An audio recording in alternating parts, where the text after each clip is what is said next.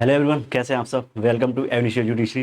देखो, आज हम जो बात करेंगे ना, हिंदू मैरिज एक्ट में जो आपको शर्तें दी गई हैं, किससे संबंधित, विवाह से संबंधित जो 5 शर्तें दी गई हैं उसके बारे में देखेंगे। देखो, विवाह से संबंधित 5 शर्तें दी गई हैं। सेक्शन कौन सा है आपका? सेक्शन है आपका 5। सेक्शन 5 में 5 शर्तें हैं आपकी, ठीक है ना। 5 शर्तों के बारे में बताया गया है कि इसके अकॉर्डिंग हिंदू विवाह शून्य होगा, शून्य करनीय होगा, या तो वैध होगा। देखो, पहली शर्त क्या है इसमें? पहली शर्त है आपकी, दो दो पक्षकार है ना, दो पक्षकार जो हैं आपके, दो पक्षकार जो हैं, उन पक्षकारों में से किसी का पति, पहला पति व पत्नी, ठीक है ना, इनका पति या पत्नी जीवित नहीं होना चाहिए, जीवित नहीं हो। पहली शर्त ये हो गई। मतलब जो इनके पति या पत्नी है, जो दोनों पक्षकार हैं जो शादी करना चाहते हैं, उनके जो पति या पत्नी है, उनके कोई जीवित नहीं होना चाहिए। जीवित नहीं होने का मतलब ये नहीं वो मर जाने चाहिए, मतलब ये है कि उनका उस समय विवाह वैलिड नहीं होना चाहिए, या तो वो तलाकशुदा हो या तो उनकी शादी नहीं हो, ठीक है ना। दूसरी शर्त है आपकी, दूसरी शर्त में देखो 3 चीजें हैं। दूसरी शर्त आपकी है, क्या कहता है दूसरी शर्त में? दूसरी शर्त में आपको बताता है हिंदू विवाह के दोनों पक्षकारों में से, इसमें 3 बातें बताई गई हैं। जो दोनों पक्षकार हैं, जो दोनों पक्षकार हैं, दोनों पक्षकार, ठीक है ना, दोनों पक्षकारों में 3 बातें बताई गई हैं। पहला क्या है? सबसे पहली बात है वो चित्त विकृति, मतलब पागल, चित्त विकृचित, चित्त विकृचित, ठीक है ना। चित्त विकृति के कारण, चित्त विकृति के कारण सहमति देने में असमर्थ ना हो। क्या? सहमति देने में असमर्थ ना हो, ठीक है ना। मतलब वो समर्थ होना चाहिए अपनी सहमति देने में कि उसका विवाह हो रहा है, ठीक है। दूसरा क्या है इसमें, इसको लेके चलते हैं क्लोज ए क्लोज बी। अब क्लोज बी क्या कह रहा है? क्लोज बी कह रहा है आपको, वो कैसे, मानसिक रूप से विकार नहीं होना चाहिए। क्या? मानसिक रूप से, मानसिक रूप से ग्रस्त नहीं होना चाहिए।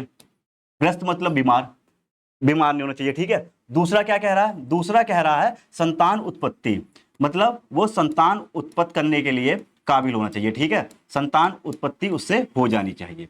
2 बातें हो गई। अब आपका इसी में सी क्या कह रहा है? सी ध्यान देना, सी कह रहा है आपका कि वो क्या, एक दूसरे के उन्मुत्तता, क्या, उसे उन्मुत्तता के बार बार दौरे नहीं, मतलब वो पागलपन के बार बार उसको दौरे नहीं पड़ने चाहिए, ठीक है। किसके? उन्मुत्तता के, ठीक है। क्या है? उन्मुत्तता के उसे बार बार दौरे नहीं पड़ने चाहिए, बार बार दौरे, ठीक है। तो क्या थी शर्त? पहली क्या थी आपकी? पहली शर्त थी जो पति या पत्नी या जो दोनों पक्षकार हैं उनके पति या पत्नी जीवित नहीं होने चाहिए। दूसरा कह रहा है उसे चित्त विकृत, मतलब दूसरी शर्त को 3 भागों में बांटा गया। पहला, चित्त विकृत होने के कारण, मतलब पागल होने के कारण वो अपनी सहमति देने में असमर्थ ना हो। उसके बाद बी क्या कह रहा है? मानसिक रूप से ग्रस्त ना हो और संतान उत्पत्ति के काबिल हो, मतलब संतान उत्पत्ति उससे होनी चाहिए, ठीक है। उसके बाद सी क्या कह रहा है? उसे बार बार उन्मुत्तता के दौरे ना पड़ते हो। क्या? उन्मुत्तता के बार बार दौरे ना पड़ते हो, ठीक है। अब देखो, इसके बाद हम देखेंगे, 2 शर्त हो गई। तीसरी शर्त में कह रहा है, शर्त नंबर 3 क्या है? शर्त नंबर 3 है आपकी आयु के संबंध में। किससे? आयु के संबंध में। देखो, वर की आयु और वधु की आयु, वधु की आयु, इन दोनों की आयु के बारे में बताया गया। वर की आयु क्या हो? 21 वर्ष से कम ना हो, 21 वर्ष से कम ना हो, ठीक है ना। और दूसरा क्या कह रहा है? वधु की आयु 18 वर्ष से कम ना हो, 18 वर्ष से कम ना हो, कम ना हो, ठीक है ना। तीसरी शर्त हो गई। चौथी शर्त में आपसे कह रहा है, तो शर्त नंबर 4 है प्रतिसिद्ध नातेदारी। क्या? प्रतिसिद्ध नातेदारी, प्रतिसिद्ध नातेदारी के बारे में बात कर रहा है कि वो प्रतिसिद्ध नातेदारी के अंतर्गत नहीं आना चाहिए। बट इसका एक अपवाद है। अपवाद क्या है? अपवाद ध्यान रखना, अपवाद है नंबर 1 वो रूढ़ी, और नंबर 2 प्रथा।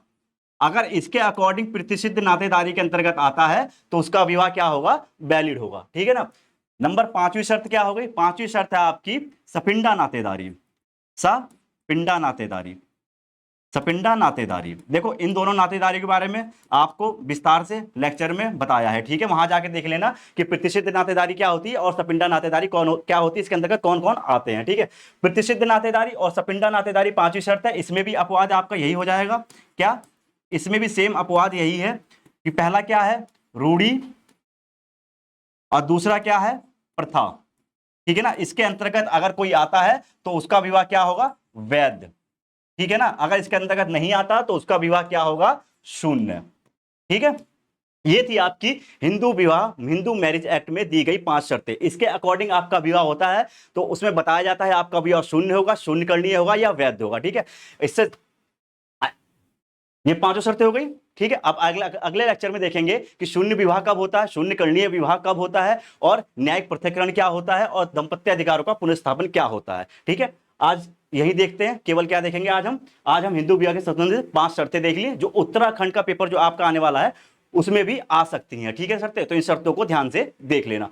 क्या क्या शर्त थी, देखो पहली शर्त क्या थी, पहली शर्त थी दोनों पक्षकार के पति या पत्नी जीवित नहीं होने चाहिए। दूसरी शर्त 3 भागों में बटी थी, चित्र विकसित, सहमति देने में असमर्थ नहीं होना चाहिए पागलपन के कारण, मानसिक रूप से ग्रस्त नहीं होना चाहिए, संतान उत्पत्ति के काबिल होना चाहिए, और उसके बाद सी में क्या बताया था, उसे उन्मत्तता के मतलब बार बार पागलपन के दौरे नहीं पड़ने चाहिए, ठीक है। फिर अगली शर्त क्या थी इसकी, शर्त नंबर 3 क्या कह रहा, आयु, वर की आयु कितनी हो, 21 वर्ष से कम ना हो, और वधु की आयु 18 वर्ष से कम ना हो। फिर क्या कह रहा, प्रतिषिद्ध नातेदारी, प्रतिषिद्ध नातेदारी के अंतर्गत आता है तो विवाह शून्य होगा, बट उसमें अपवाद दिया गया है, क्या, अगर रूढ़ी और प्रथा के अकॉर्डिंग प्रतिषिद्ध नातेदारी में आता है तो विवाह वैलिड हो जाएगा। उसके बाद क्या कह रहा, सपिंडा नातेदारी अपवाद, या सेम अपवाद वही है, रूढ़ी और प्रथा के अंतर्गत आता है विवाह वैध हो जाएगा, ठीक है।